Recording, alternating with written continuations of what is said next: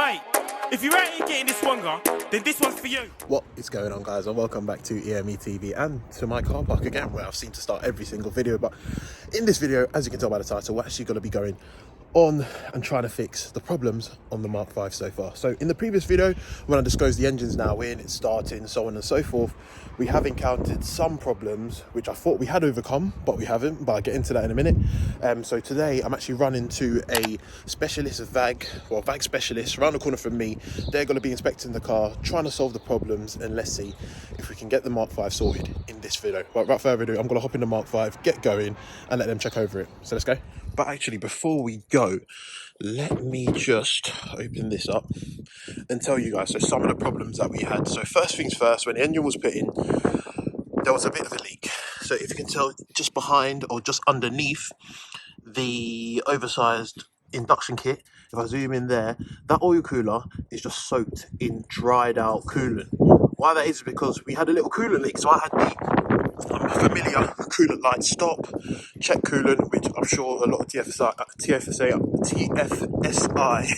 owners have actually ever encountered. I was scared, saw it dripping there, and what I did was I bought a new oil cooler for this car because we thought that was the problem. We thought the oil cooler was leaking, so I bought a new oil cooler. However, then my friend Usman, who actually put the engine in, was like, you know what, you've bought a new oil cooler, but try and buy some rad seal. Rad seal costs like, I don't know, £3, £4 a bottle. Buy that, we'll flush it through the coolant system, and let's see if it fixes the leaks that the oil cooler was having. So we did that. I bought two little packs of rad seal.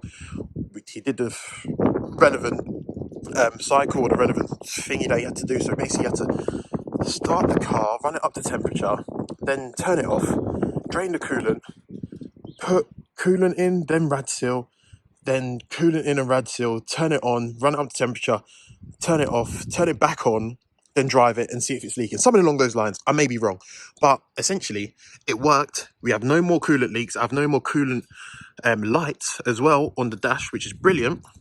But even before this leak, when we first put in the engine, the car wasn't getting up to temperature. So as we know, on the TFSI engines, it has to get to 90 degrees. That's the correct point. So however hard or soft you drive the car, it will remain at 90 degrees.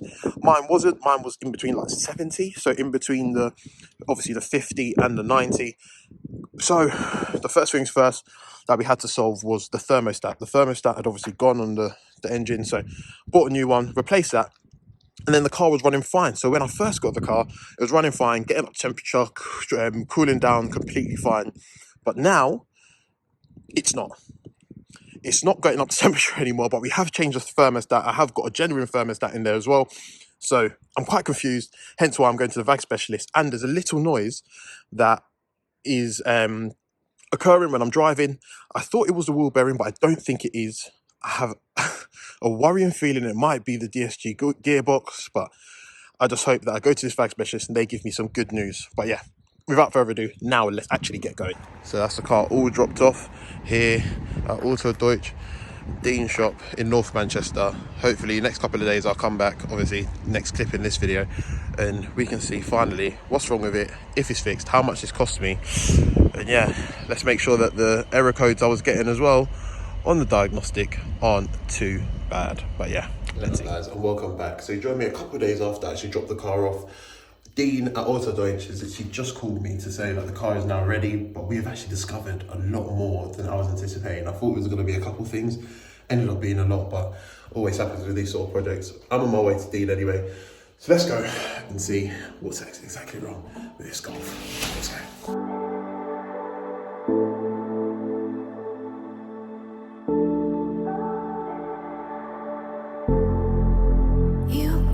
Guys, we are back from Auto Deutsch. I didn't get Dean to do a little segment because he's busy and he's actually on his own there at his unit, but he's given me a few pointers, or a few pointers, basically a list of everything wrong with the Mark 5 at this point in time and the things that we fixed. So I'll run through that quickly, but yeah, it's a lot more than expected. Now coming around to the engine, well, this is where it gets a bit unexpected. So essentially with the current fault we've got, or the current, little annoyance we've got where the car doesn't actually get to 90 degrees, it can be due to two things that Dean's actually advised me. So one, the sensor's come up as a fault on the diagnostics, so it seems like it's got an electrical fault, so that may need to be changed, or needs to be changed. And another thing that he informed me about, and he actually did a video on his YouTube channel, and if you guys are interested in obviously learning about what's wrong, possibly wrong with your VAG car, Dean at Auto Joint's actually got his own YouTube channel where he explains it. But this exact fault that I'm talking about now is what he spoke about on an A8 that he did, and it's that part. To see that part there, just on top of the pipe coming out of the oil cooler there, back there is another thermostat, and he's told me that I should possibly change that part as well, and that could help with the car obviously being able to run at the temperature that it should do.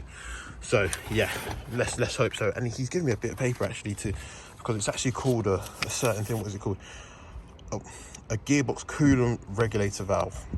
So that's something that I'll possibly need to be changing out as well. And in the video where I said obviously the car's here but I couldn't drive it, in a previous video anyway, I spoke about the noise coming from the engine. I didn't know if it was normal, and you know, I thought I'd get it checked out. Now Dean has actually told me and informed me that that sounds like a pulley noise, and that noise is coming from a section of here anyway. I'll put a clip of the engine now running, and it's in this area, and it's something that needs to be addressed.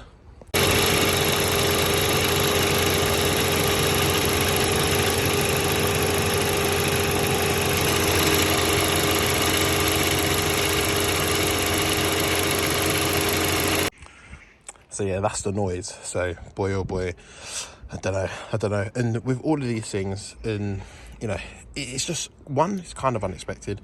Two, it's just annoying because it just means I'm throwing more money at this project when I've already disclosed how much I've actually spent on it. So you can imagine, just throwing more money into this is not financially smart, but I obviously want to make the Mark 5 actually decent running and driving example. And in addition to that, this is probably one of very few cars that I've ever had in my possession that is actually HPI clear and not ever been in an accident, apparently. But anyway, so what I'm going to do is I'm going to fix those things. I'm going to go and get that thermostat that goes to the gearbox. He's got to investigate the pulley noise, so the car will actually have to go back to him to investigate that. But he said apart from the pulley noise, the engine does sound fine. But I do have warranty on this engine, so what I'm going to do is I'm going to get in touch with the people that I bought it from, inform them of that, and give them the cost that it's going to cost me. Because what they should do is they should obviously reimburse me the cost for that. That's why we always obviously take warranty when you're doing projects like this and doing engine swaps. But trust me, engine swaps are not easy. Hey guys, a couple of hiccups with the Mark 5 at present. Not too bad, but just more than what I thought. And with this, my plans were to really just fix it up, put the engine in, run it for a few miles and sell it.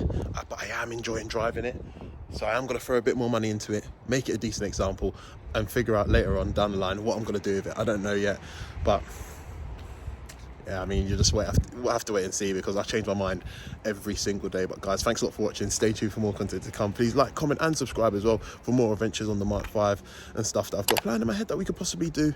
But yeah, let's see. But yeah, appreciate the support as always, guys. See you on the next one. Peace. Mate, if you're out here getting this one, then this one's for you.